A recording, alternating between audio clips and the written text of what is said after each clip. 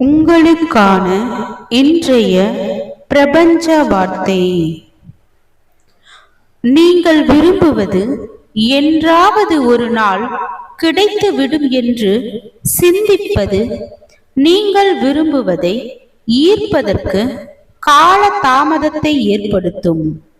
மாறாக நீங்கள் விரும்புவது இப்போதே உங்களிடம் இருந்தால் நீங்கள் எப்படி உணர்வீர்களோ அதை அப்படியே உணர வேண்டும். இது ஈர்ப்பு விதியை துரிதப்படுத்தி நீங்கள் விரும்பியதை விரைவில் அடைய உதவும். நீங்கள் விரும்பியது அடைய கால தாமதம் ஆவதும் விரைவாக கிடைப்பதும் உங்கள் உணர்வை சார்ந்ததே. வாழ்க வளமுடன்.